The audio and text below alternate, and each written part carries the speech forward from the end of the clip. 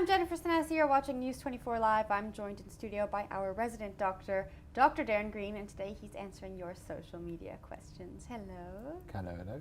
Today we're talking about lumps and bumps. Indeed. How do we know when a lump or a bump is problematic? When should we get it checked out? You can imagine the fear that runs through most people's minds when they discover a lump, because the first thing they think is, oh my gosh, it's cancer. Yes. So I think what you need to do is have a generalized approach to know when to have something investigated or not. So often you'll find the area of the neck, particularly, people complain a lot of. They feel a little swollen bump come up in the neck, and it's just there for a few weeks, and they've noticed it and they don't know what to do. The issue is just understanding what a lump actually is. I mean, it can have its origin in the skin, which is the superficial layer. It's an organ, actually, the skin, that coats your whole body, like chocolate sauce. So you can imagine it can be in that layer, or it could lie underneath. You even get lumps and bumps that originate from your fat tissue, what we call the fat glands or lipomas, etc. And then you have the deeper layers where you have blood vessels. You get masses or tumors, for example, that can occur from those layers. And then even deeper than that, the bones themselves. You can have masses and bumps arising from the level of the bones that then grow out, and you're not aware of them until they become symptomatic. In other words, when they press on something causing pain, or if they grow rapidly and cosmetically, you notice them.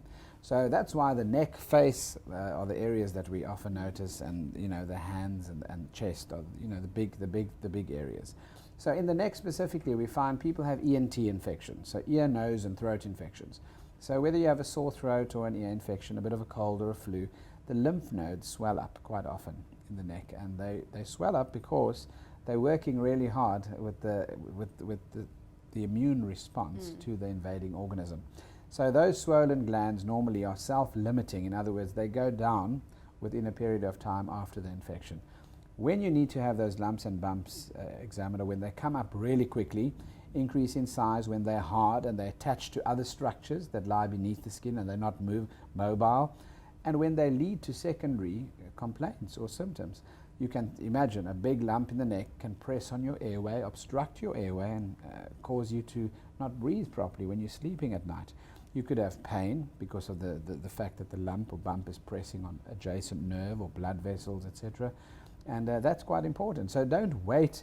If it's a persistent bump that hasn't come up and gone down within a small period of time, I'm speaking about within a week or two, certainly, then rather have someone examine it. What we do then is we don't just stick needles into bumps to biopsy them, by the way. We actually will look at it, the specific area of the body where the lump is, look at the likely causes for your age group, your profile for that area, and then we'll examine the lump.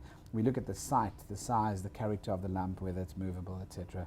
And we also then might do a sonar, which looks at the consistency of it, tells us whether it's a hollow cystic structure or whether it's a solid soft tissue mass. And then we would then discuss the likelihood of the need for a biopsy. And then we'd obviously take it further. But I think the anxiety around it is not knowing when to go to the doctor. So have a look at bumps that come up very quickly, that change and discolor the skin around it, and also lumps that are persistent, that are there for a long time, that don't go away. And if you're not sure, ask always. Is there an instance where a lump or bump would be quite painful? Yeah, there are. I mean, abscesses, for example, are lumps and bumps that come up. A submandibular or a tooth abscess, this is one of the big ones.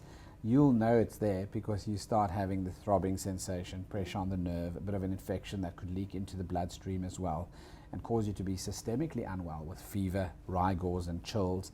And but that swelling and the effect of that abscess, a tooth abscess, drives people mad, and they often present at emergency rooms and casualty departments in the middle of the morning, 2-3 o'clock in the morning, because they can't sleep. And it's funny that they're at their worst just before they rupture and burst, because the pressure effect within the capsule of the abscess actually increases, and so does the pain in relation to that. And once the abscess actually bursts, there's a great relief from pain actually. But that's a specific example. Thank you very much. Thank you. If you have any questions for Dr. Darren Green, let us know what those are in the comment section below, and we'll see you next week.